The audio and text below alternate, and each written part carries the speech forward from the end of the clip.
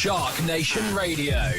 All experts, all the time. News, politics, sports, and much more.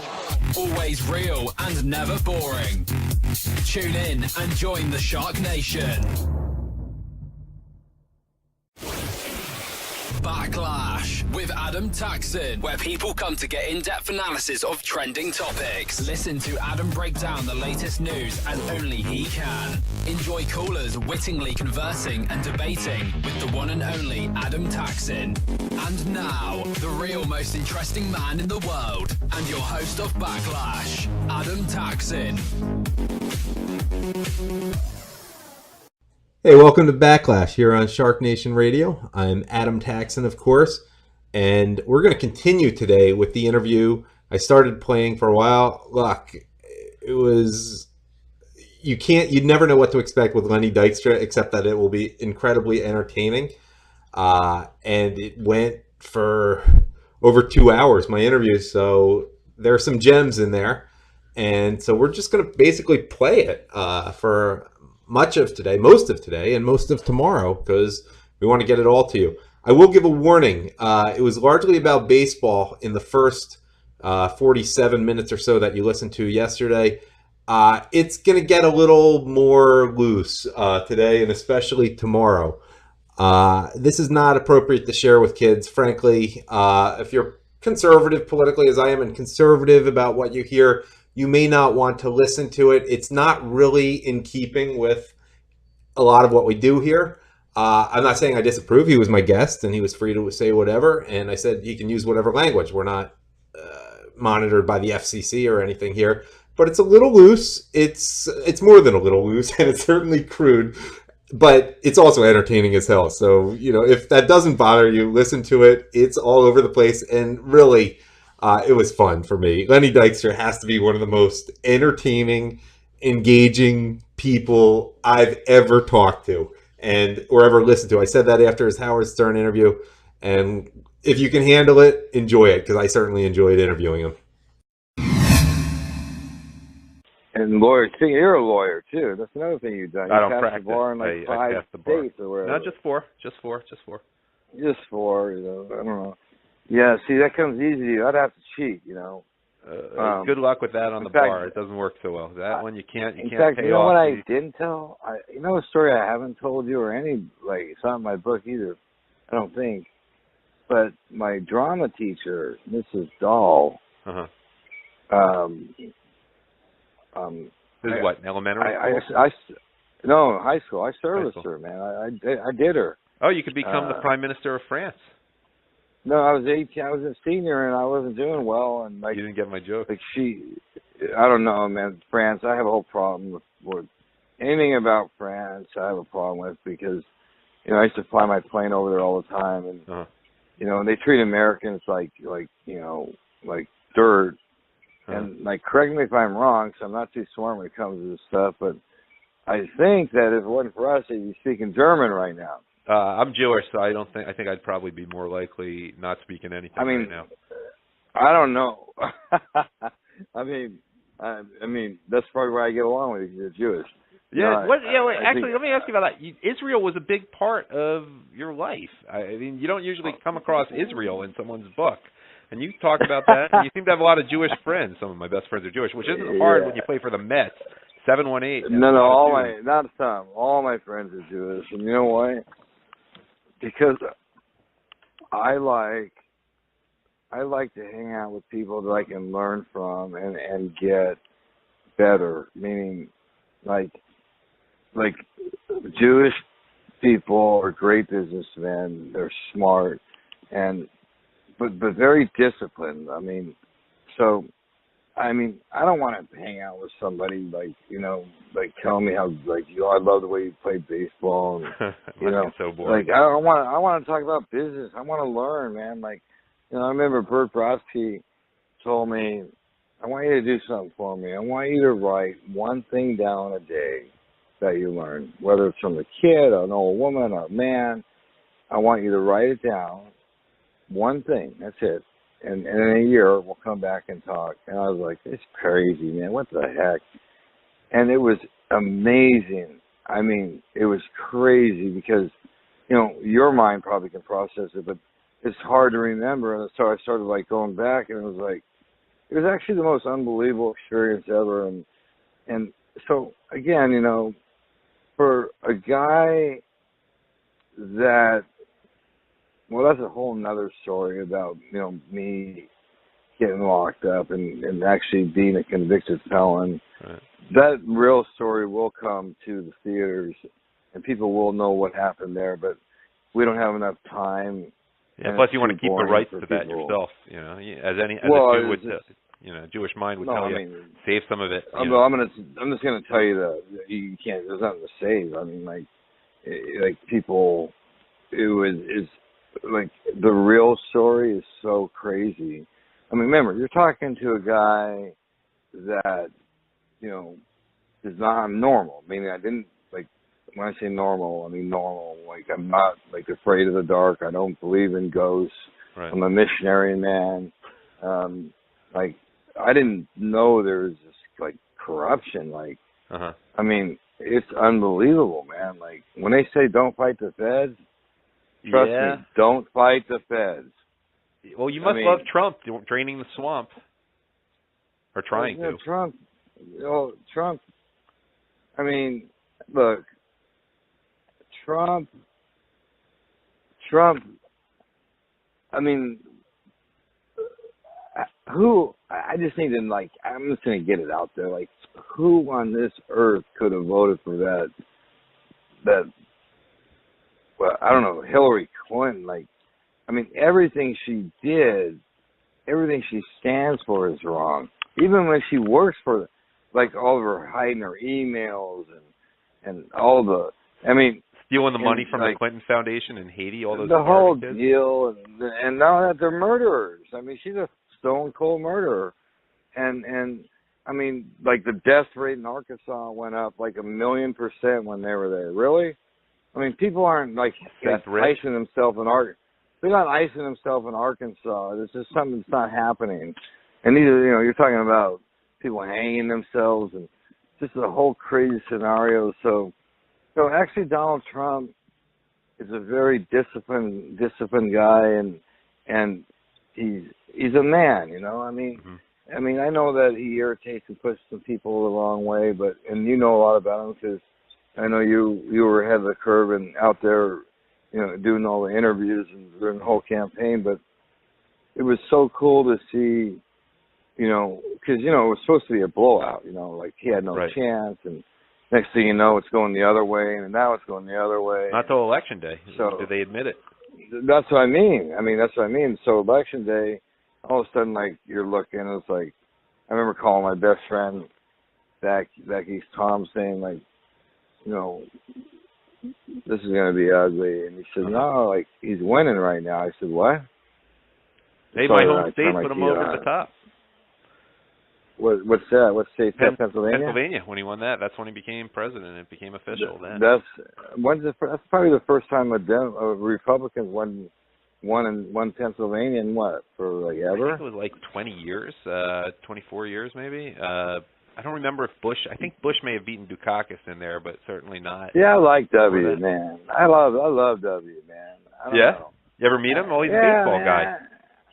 Nah, man, but he did he liked to dance. He hung out with Keith Richards, meaning, you know, that's our code name for blow, you know. I know what Keith Richards means. Yes, it's a white powder. You can't, like, you're at the batting cage, you can't say who's got the blow. Right. So, like, I came up with, like, Keith Richards, because he looks like a line of blow.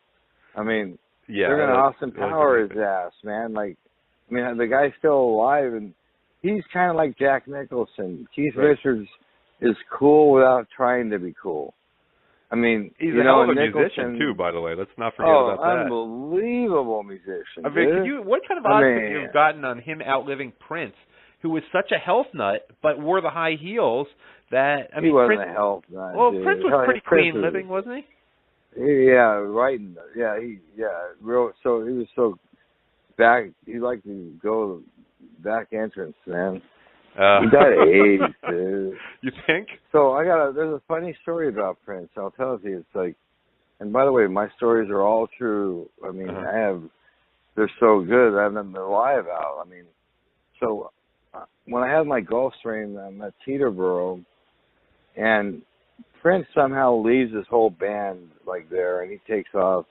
So his band has no way to get back and to Minnesota, where Prince is, headquartered or whatever. So I ended up taking his whole band on my plane, and I got some weird stories, man. Feel free to share them. Prince. Well, when you think about it, though, Prince. Well, no, they're just kind of what you'd expect. I mean, he was, and again, it starts with.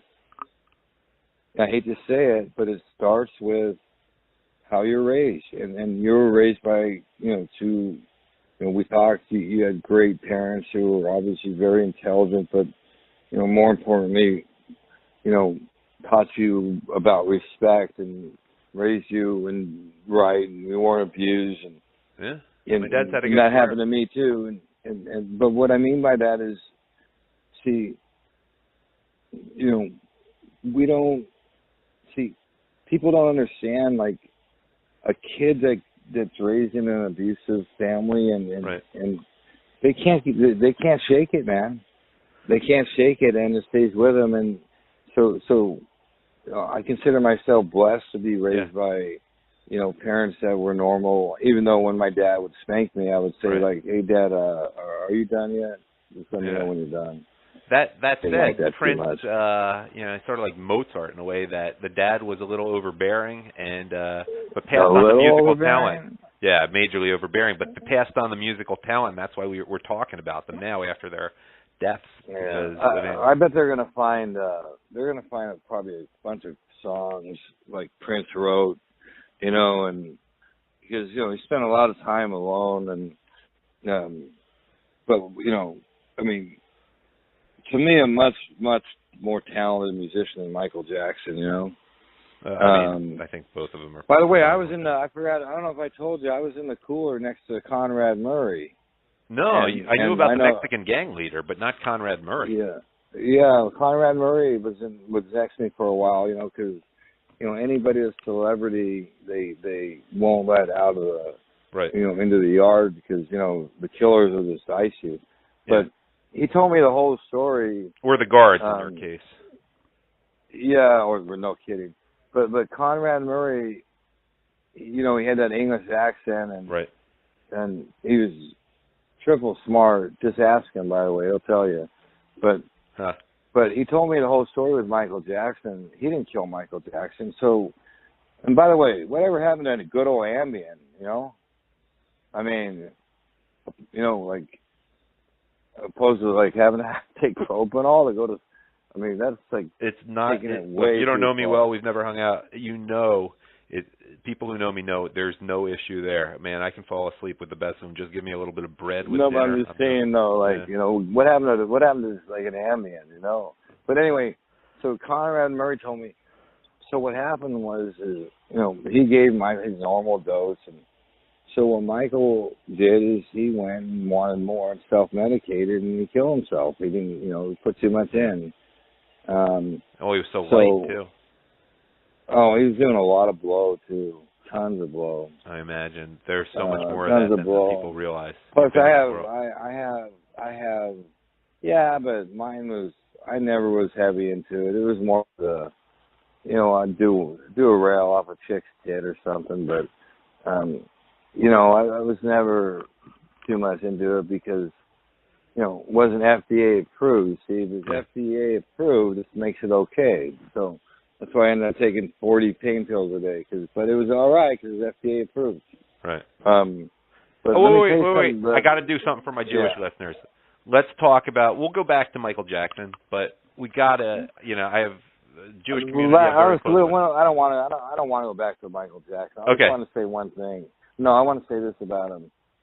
Any man that puts hands on a kid,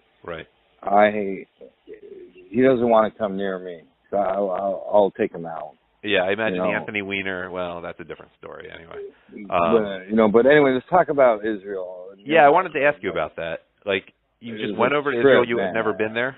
Tell me about experience in Israel? No, never been there. Did you even know Jewish people growing up where you did in Orange County, Florida? I mean, it's not like Pico Robertson. No, I didn't, bro. I grew up in Garden Grove. I grew up in a little. I shared a room with two brothers. I mean, yeah. I fought for a bed, so I didn't meet any of my Jewish friends. All came when I made it to the big leagues in New York and got in that top 1 percentile.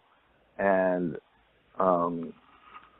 again, but so what happened with Israel? I didn't plan on going there. I wasn't. I was more of Monte Carlo, Italy, and although I do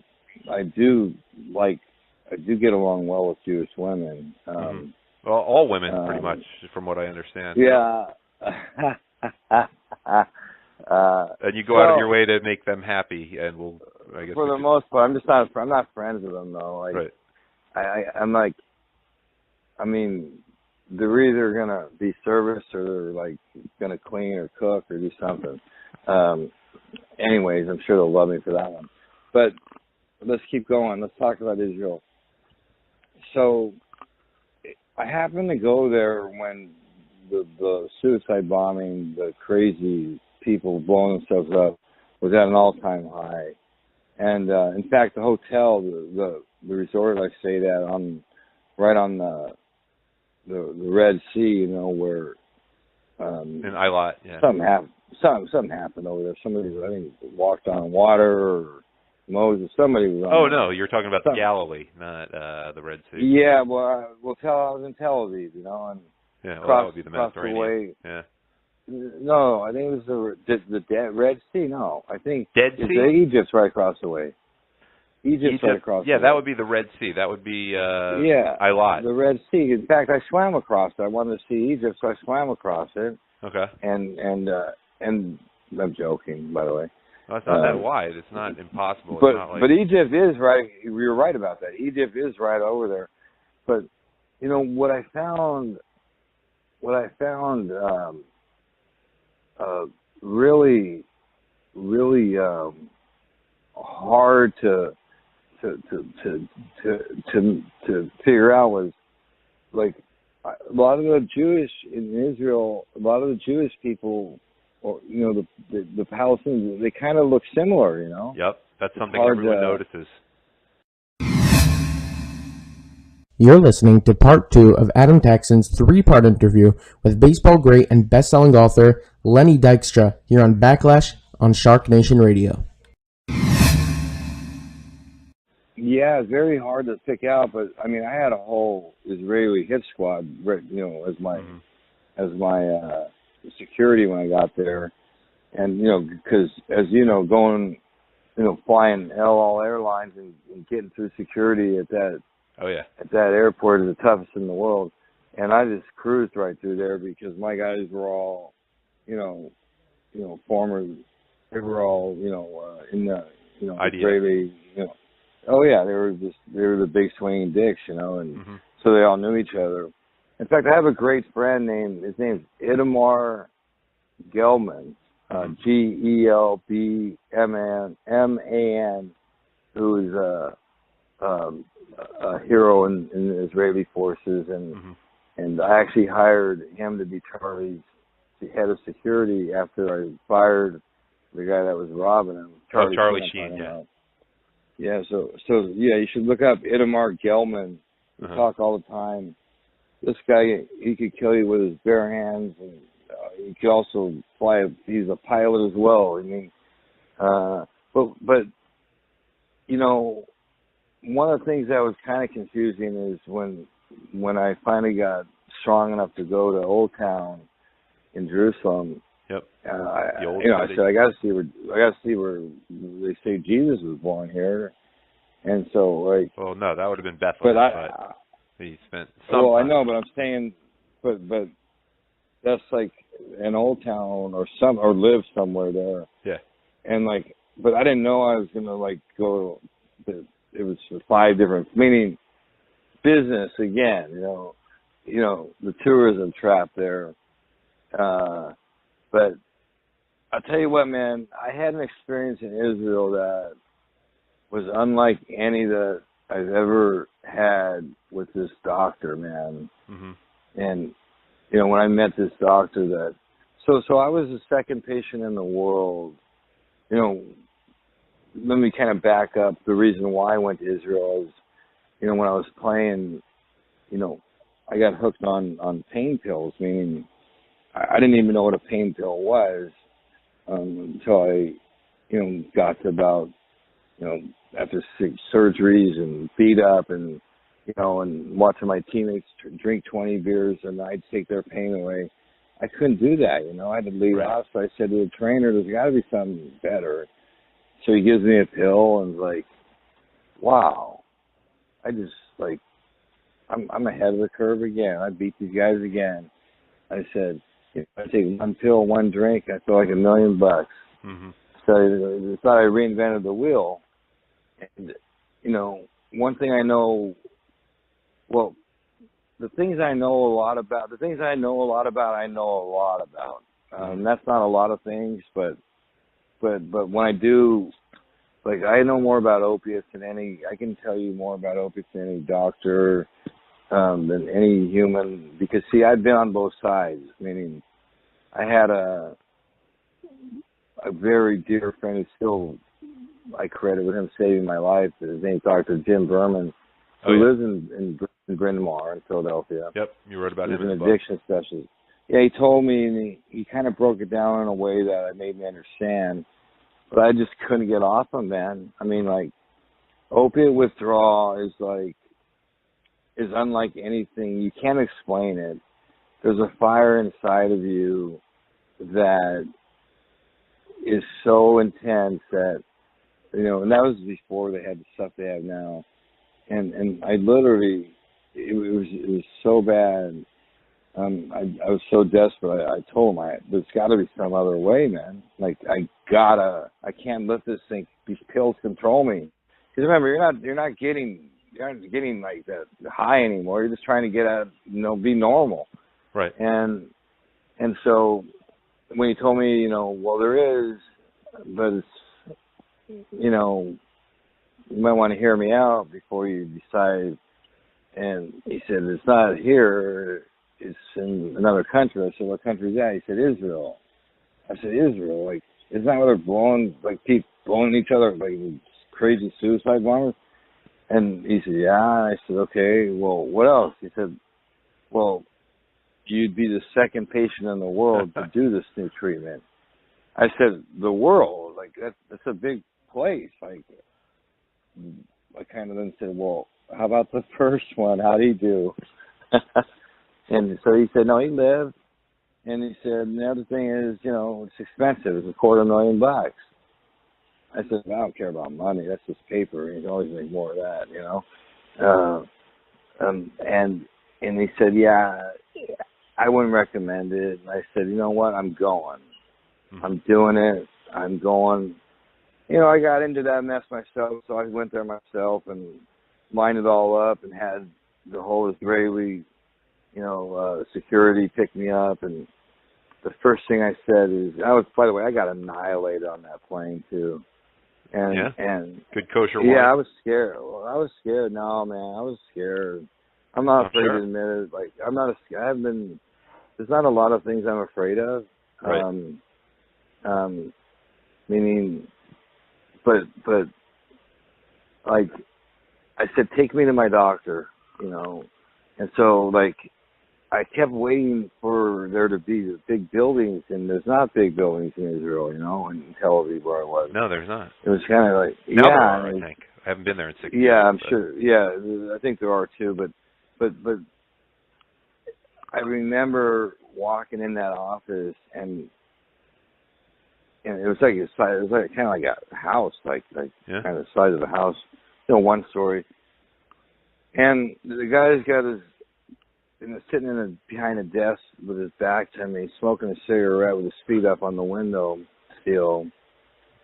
And as he turns around, I see him. He's got just, I mean, unexplainable scars and burns. Uh-huh. it was like, wow, what happened to him, man? He'd been in battle. And like, so we started talking a little bit, and like the second time in my life, it was really only the second time in my life. There hasn't been a third either. I broke down, man. I started crying. What was the first time? When my mom wouldn't let me play in a Little League game. I was like 7 because said I had a fever or sick. And yeah. And then... that probably never happened to Kevin McReynolds. I don't know. Well, I'll tell you what did. Kevin McReynolds, you got me out point, though, but that's one of the funniest stories ever, when he took me hunting. We'll say that. It's in the book. It's in the book. People read the book. But, man, I'm telling you, I don't get that whole hunting deal, though, dude. Like, the excitement of getting up at 4:30 in the morning, and these guys were, it was genuine excitement. And, we're walking in the dark and, with guns. I'm like, what are we doing? Right. Like, this is insane. And then, I'm not too smart, but, let's say we do shoot something. How do you get it back? Yep. You drag it back, they said. I said, this is crazy. I mean, anyways, that whole hunting hillbilly stuff. Well, that goes by the way. Rednecks and the rifles. Jewish people don't really hunt, except for if you have to make a living hunting. You're too smart to hunt. That's what I said. I said, I've been hunting pretty much my whole life, hunting for a better way to become a better baseball player, hunting for pussy, but the one thing I never thought I'd do was hunt for something with a heartbeat. Right. And anyways, but there are great things called supermarkets. It is. That's where I ended up, bro. I mean, like I said, I'm buying. But anyway, back to Israel, and when I broke down, this doctor comes over with a cigarette, and he kind of grabbed me, and I still smell his breath right now. And he looked me in the eyes and he said, listen to me. I'm not going to let you die. And it was almost like a godly experience, whatever that is. If there is a God, I don't know. But this guy, there was something, I felt something that I can't explain. Right. And so I remember walking, leaving, going back out to my guys. I said, who the hell is that? Who is that guy? They said, wait, you don't know who that is? I said, he's a legend, man. He's on the front line, taking bullets and sewing people up and this and that. And, so I nicknamed him Dr. God. Uh-huh. It was almost surreal. And I just remember the next morning being in the hospital in Tel Aviv, and they're hooking me up in the IV speaking Hebrew, and I'm not hearing or understanding anything.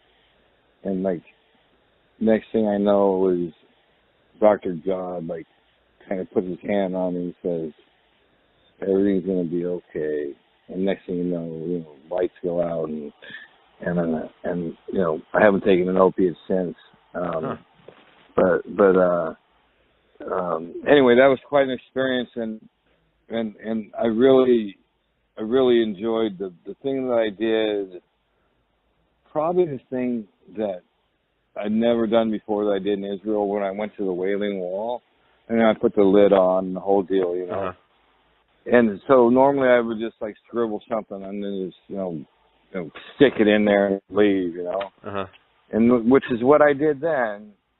But I caught myself, and I had a moment of clarity, and I threw the thing down, and I wrote, I thought, and I actually thought it out, and I wrote something, really serious, Uh-huh.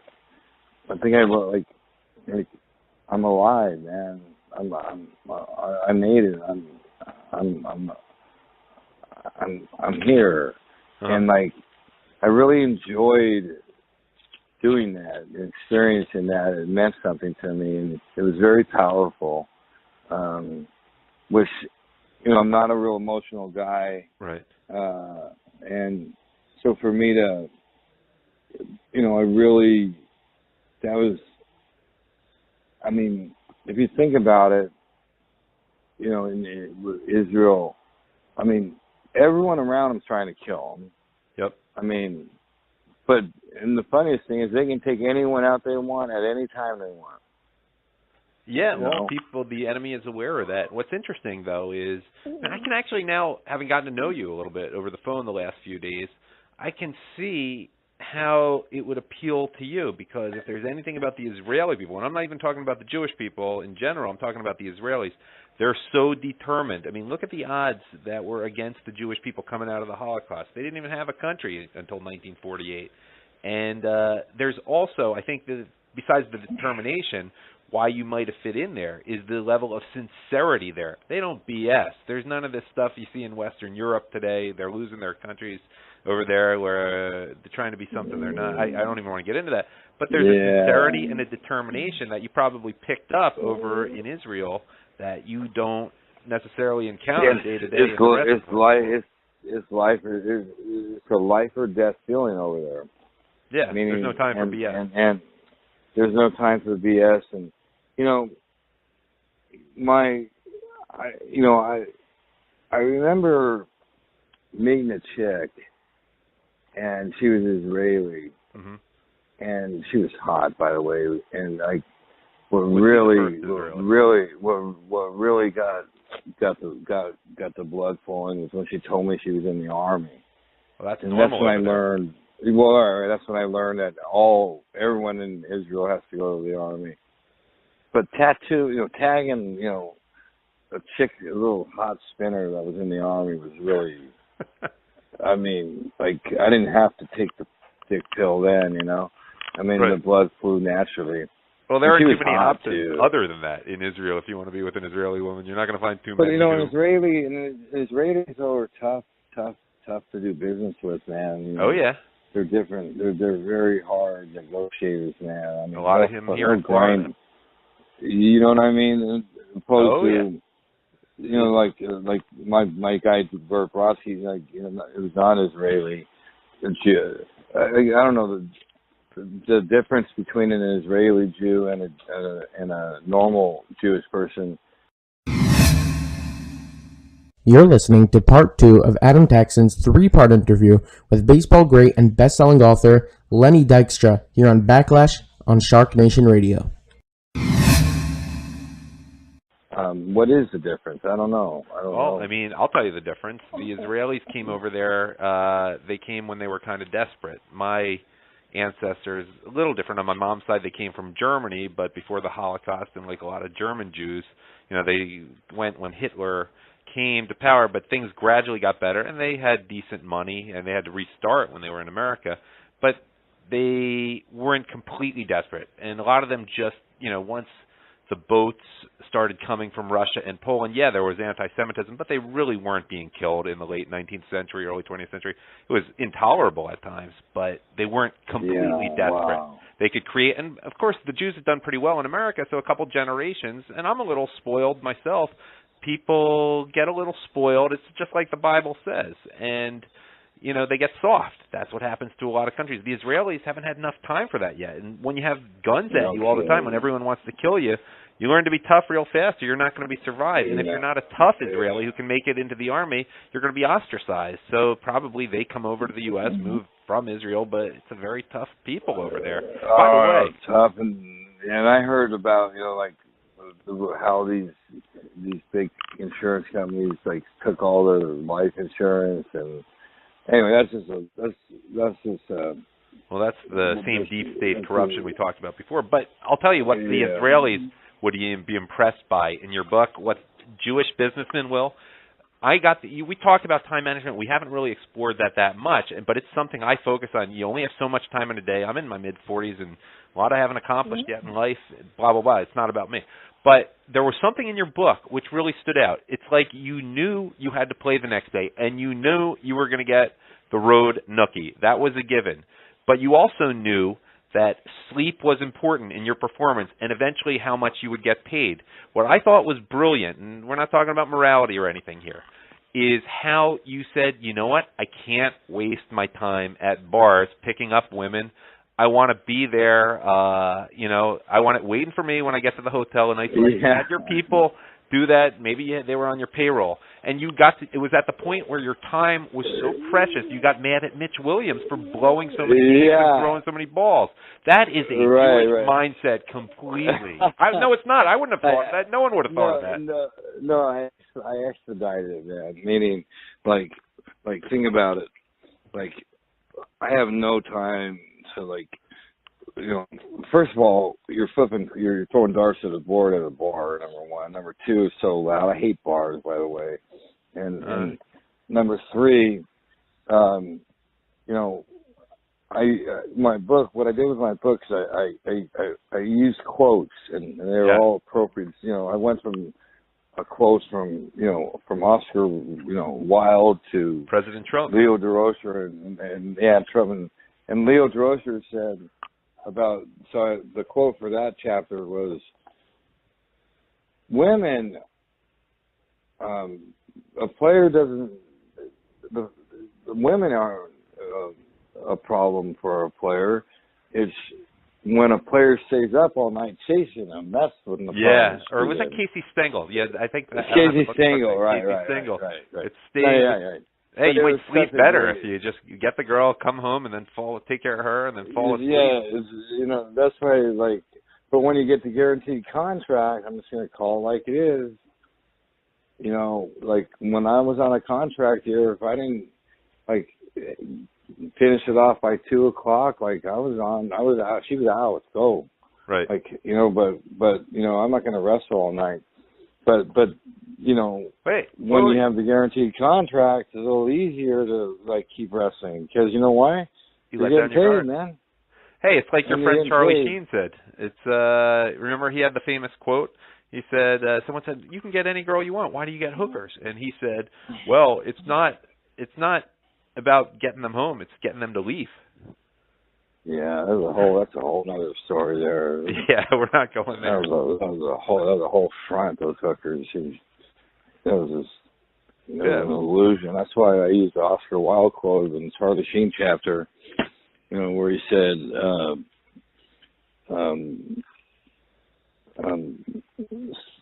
sometimes it's not always what it seems, kind of a quote like that. You got to remember it, but. I had an Aldous Huxley quote in there about that was the one before the Promised Land, which is Israel. But bottom line is, at the end of the day, we all do things in life that we're not proud of, and we all, or I have, and we all make mistakes. But it's what you do, going forward that tells me what kind of person, what kind of man someone is. Like there's so many people that I know that feel sorry for themselves and want to have pity parties. Right. And, like, I just don't live there, man. I just don't like people that smoke this dope, this pot. I don't get this pot thing. Everyone smokes it. It's legal, and like. The last time I did that, I felt like a 2-year-old could kick my ass. I know. But Lenny, people aren't built like you. You have won at important things in life. They know. How much of it do you think is I'm a loser? I want to dull the pain. I think that really is it. And I think most people. I forget who said it. The vast majority of humanity lives its life in quiet misery. I'm botching the quote. I don't have the computer up in front of me. I think maybe it was Emerson or Thoreau. But you don't live like that. You took risks, and you really time. I think you say it well, and it's my mentality too. Time is precious, and most people. I can't understand how much do people watch TV 4 hours a day. And I can only imagine. The thing that really hit me with the time was.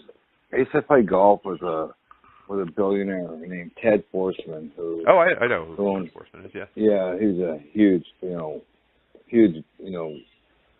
financial leverage buyout guy, and bought Gulfstream and ended up buying IMG, and this guy, I remember, you know, playing with him, and he always liked to walk, you know, because he looked, I mean, the guy was in perfect health, debonair, you know, I mean, he was, I think he was doing Princess Diana at the time, and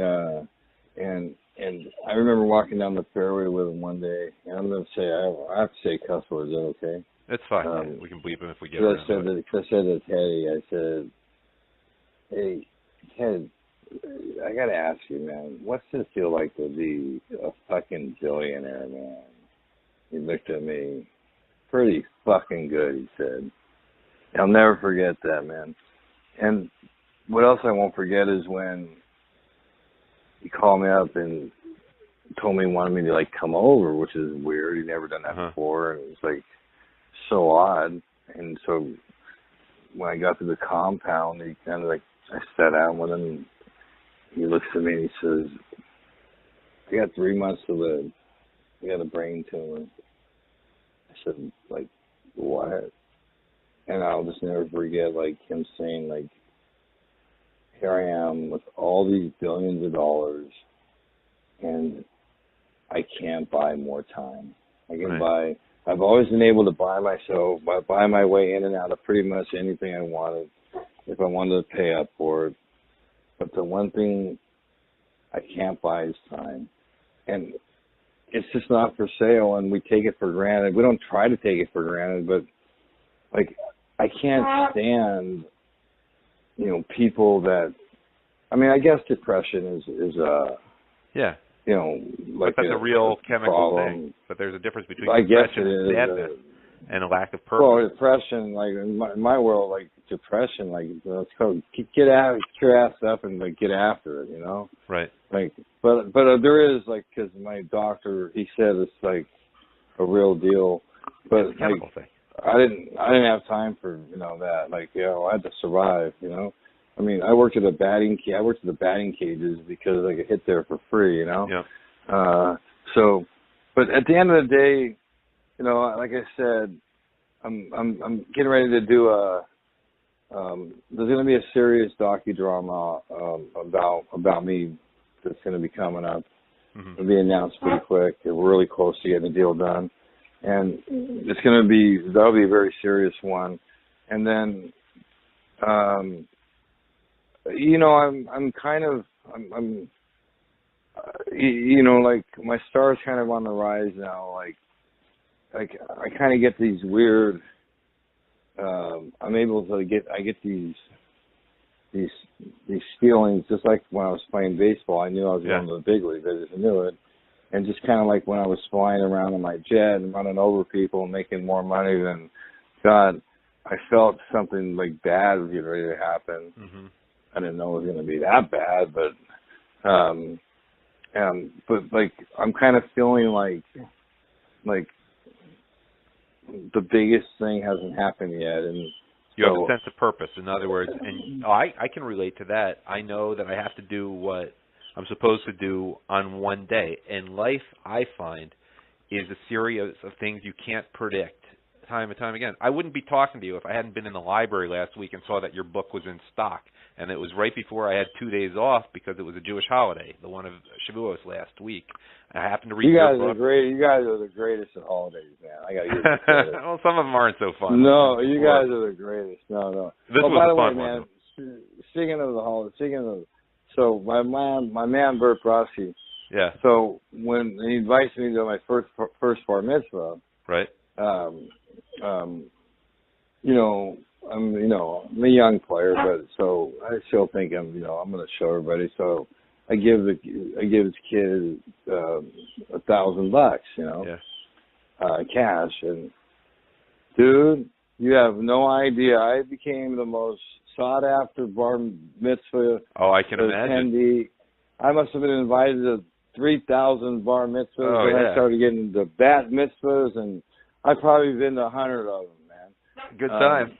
Good time. Oh, man, it didn't hurt that you played for the Mets and then the Phillies. No lack of Jewish people. No, that's there. what I mean. If you played for the Green Bay Packers, it might have been a little different. But I love that's why I love the mentality, man. everything you guys do, man. You guys just know how to make money, you know. And there's some stories elsewhere, but well, you know what I mean, though. But back to the sense of purpose. I want. We have something here right now. Doesn't it break your heart? Maybe too strong a word, but doesn't it sort of bother you the way you've lived your life, and you've had your failures for sure, and you know, you when you see people going through the motions or not even trying, like life is a gift. Your years and your time are a gift, and to waste their life playing video games and TV. Like, I mean, what would you say to a kid who? They don't. They're okay. They're okay being average. I'll tell you the thing that bothers me the most about some of the poor decisions I made. Because, you know, look, I mean, at the end of the day, I'm going to be honest with you. I mean, like, did I do things in life that, you know, I mean, I told the judges too, like, right. You know, I've done things that I'm not proud of. I mean, I admit that. But have I done something where I deserve to get my freedom taken away? Right. No. But the thing that probably stings the most about and hurts the most that I think about every day is what I did to my family, you know. Right. And that's something that I can't. You know, I have a great relationship with them still today.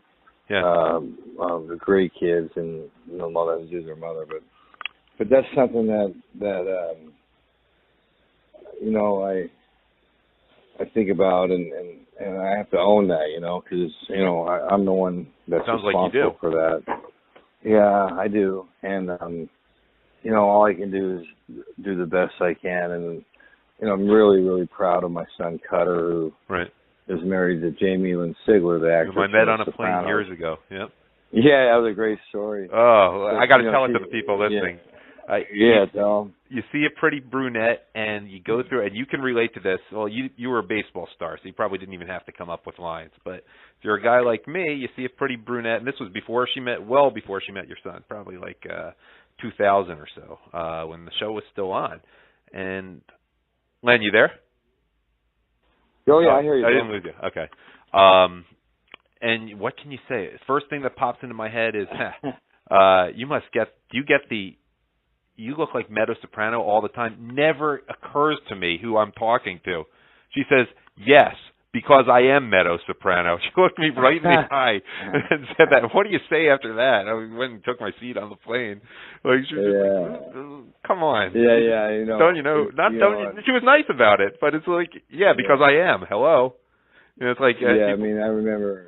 You know, I told you I saw her. I was there. You were there yesterday, actually, and you know, the courage and you know, she's had, you know, has MS, and you know, my son basically, you know, gave up his career to take care of her, and they have a great grandson, and my son is, you know, a better father, a great husband grandson. Just to clear up for people, you don't have any great grandsons like, you know, Mick Jagger.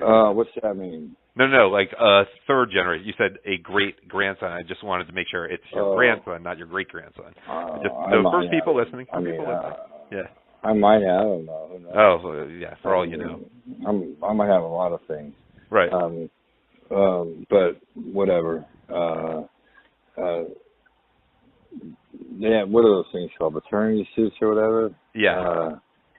I don't know anything about those. Right. Of course. You know, probably fill the whole team in the big leagues. But well, two of them did. Two sons are. I'm joking. Joking. No, but never been a big Coke guy, as you know. Never liked to put the coat on, so you never know. You know. Yep. You know, and that's back when I was 18. You know, and my chick could like shoot to the top, and that's kind of like where I have like the problem with. Like, it's so funny too with religion, how it can go so many ways. Addicted to Backlash? Not yet? Catch Adam Taxin, the host of Backlash, Monday through Thursdays, 6 to 7 p.m. for new episodes, as well as Backlash Rewind on Fridays, 6 to 7 p.m. for an action-packed recap of what was trending during the week. You can listen live by going to www.sharknationradio.com, or you can listen on demand by going to SoundCloud and typing in Shark Nation Radio, Twitter by typing in Shark Nation Radio, or YouTube by typing in, you guessed it, Shark Nation Radio. What is Backlash all about? We feature incredible guests, many of whom you know, and some that you will want to know. We discuss trending topics, especially the ones that the biased media might not want to cover. We bring you experts, and we keep it fun. Tune into Backlash on your computer or your smartphone.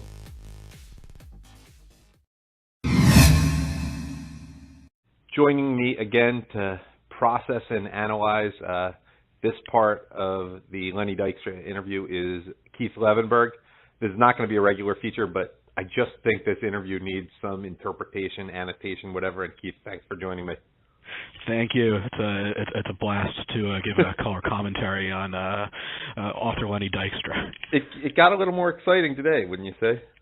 Yeah, so I learned two more things in part two that I have in common with Lenny Dykstra. Mm-hmm. Number one is that we've both been in Israel, and number two is that we have both met Ted Forsman. Oh, I didn't know you had met him. Did you meet him when he spoke at Columbia Law School? I don't remember that. I don't think I did. This is an event that I have to tell the story of. Okay. I don't think it'll take all 8 minutes, but this is a formative event. So Forsman, as Lenny was discussing a little bit, was a billionaire, famous for being a billionaire, the guy who coined the phrase "barbarians at the gate" during the 80s. Mm-hmm. Was also a very prominent philanthropist, and one of his causes was school choice and helping out disadvantaged children in failing schools. So what he had done was it wasn't enough for him just to lobby for school choice.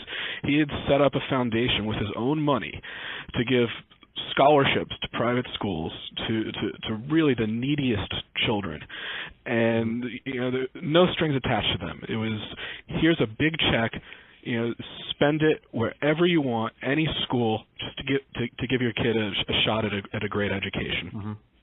And he was giving a speech at Columbia to talk about these efforts. The audience probably had a bunch of people from the law school like me. Obviously, Columbia also has a very famous and very left-wing ed school. Lots of people in the audience from the ed school. I know. The level of hate in this room towards this man who had donated millions, tens of millions, possibly even hundreds of millions of dollars of his own money, just helping the neediest of children out to get an education, was unbelievable. And I know it's a political hot button issue. I knew then that it was a political hot button issue. Mm-hmm. I'd anticipated that people might challenge him on the merits of school choice as a policy, but the level of venom and hate that I saw directed at this man, it's actually pretty fascinating. It was something else. It was like the 2 minutes hate in 1984. Really? These people, they wanted to sacrifice these kids on the altar of not having school choice. They were just, so, personally and politically invested in the status quo. Yeah, it was like so offensive. And you're bringing it back to Lenny Dykstra, of course, that's maybe what he experienced at opposing stadiums. No, you were obviously getting there. No, nobody's experienced anything like this. This is beyond sports. I mean, a couple of years later, Mahmoud Ahmadinejad gave a speech at Columbia. People laughed at him because he made some stupid comment about there are no gay people in Iran. He didn't face the level of hate that Ted Forsman faced. It was polite. It was polite. We're better than that. We're better than that. So that's the rule. If you threaten a Western country with a nuclear holocaust, you'll be treated politely at Columbia. Right. But if you try to gay people, by the way, right. But nobody cares about that because Muslims, it's okay. But if you try to help poor children, needy children, heavily African American and Hispanic children, of course, go to quality schools, then that makes you an enemy of the people. Amazing. It's such an offensive juxtaposition. Whew, that's not the direction I expected to go down. And Yeah, how about the Mets, right? Oh, yeah. Well, Lenny's been on. He's been very vocal in calling for Terry Collins to be fired and Howard Johnson to replace him. Well, what else did you like from the interview? Did you like his stories about Israel? Yeah, it's pretty wild, right? Michael Jackson, Prince, Keith Richards. Well, speaking of Israel and rock and roll, I've got another pet cause I should raise. All right. Yes. So a couple of years ago, when Roger Waters, got heavily into the Israeli boycott, divestment, sanctions, Jew hate movement, yep. Someone, a fan whose name I wish I could remember from Israel, responded to one of his Facebook posts. Hey, Roger Waters, why don't you release some new product so Israel can boycott your lazy ass? Right. So Roger Waters has, in fact, as of last week, finally released some new product that I strongly have to encourage everybody to not buy. Because Roger Waters has decided to boycott and divest from us, and we can boycott and divest from him. Doesn't mean you don't have to listen to the album. It's a wonderful album. I encourage everybody who likes Pink Floyd to get Roger Waters' new album. Just don't give Roger Waters any money to do it. And how can people do that? A torrent of available sites on the internet. I myself, as an officer of the court, would never advocate that anybody violate the U.S. copyright laws for any reason. But there are many opportunities to listen to Roger Waters' wonderful new album without giving a penny to support his Jew hatred. Got it. By the way, I actually don't blame Roger Waters for this. I think his ideas are abhorrent. I know a lot of otherwise decent people who believe the same thing now. I don't blame him. I blame Obama. And bear with me here. The reason I blame Obama for this is because many years ago, not so many years ago, 20 years ago, it was understood that if you believed the things that Roger Waters spouts about Israel, you were just an anti-Semite. Everybody understood that. And beginning with Clinton, but really escalating with Obama, there was an effort to make Israel, to make support of Israel an expressly conservative thing, so that if you were a liberal, all of a sudden it became socially acceptable not to support Israel.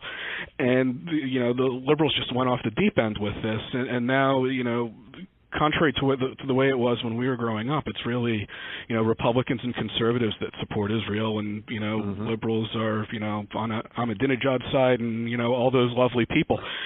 And and if the left hadn't normalized that, we wouldn't be seeing these kind of views spouted by celebrities, because it was just in better days it was just understood that was just not respectable opinion, and well, obviously, now it is. Roger Waters is obviously bored because there are no issues facing his home country of New Pakistan, formerly. I think Roger Waters' home country is now the Hamptons, actually. Yeah, I guess that's he didn't want to pay British taxes, so I stand corrected. So he lives here now. But as much as Roger Waters hates Republicans and hates conservatives, he only releases new material when Republicans are in power, and it gives him something to be angry about. So if you are a big fan of Roger Waters, if you're a big fan of Pink Floyd's music, you want to vote Republican at every possible opportunity, and you really have to hope that the Republican in charge decides to bomb a country in the Middle East, because bombing a Middle Eastern country is always good for at least a single from Roger Waters, and sometimes it gets you a full album. And any final thoughts on Lenny Dykstra or anything else? Oh, that's all I got. All right. Thank you, Keith Levenberg. Thank you. I look forward to part 3. All right. Well, that was fun. Keith gave some interesting tangents there, and him going off on tangents after the Lenny Dykstra interview is probably in keeping with the various tangents that Lenny went off when I talked to him, and that makes it fun. I had no idea where Keith was going to go, and he was under no instructions. I did not expect Roger Waters to be coming up, that's for sure. But he made some great points there, and Lenny was a blast, as I expected him to be. Wow, that was fun. No other interview I ever do will be like that, I'm guessing, unless, maybe I bring him back again sometime, which I'd love to do. Lenny, you're always invited. I gave you enough of a warning at the beginning, so if you were offended by some of the topics and languages, listen from the start. I gave a fair warning there. Tomorrow, same deal. It's going to be entertaining, engaging. but it may be a little shocking at times. I think the first part we're going to start off with, you may have a problem with if you're a very believing Catholic or Christian, because Lenny has some crude things to say regarding his skepticism about the virgin birth. But anyhow, you know what to expect. Well, you don't know what to expect, that'll say, but you can expect it'll be fun. Thanks for listening. This has been Backlash here on Shark Nation Radio.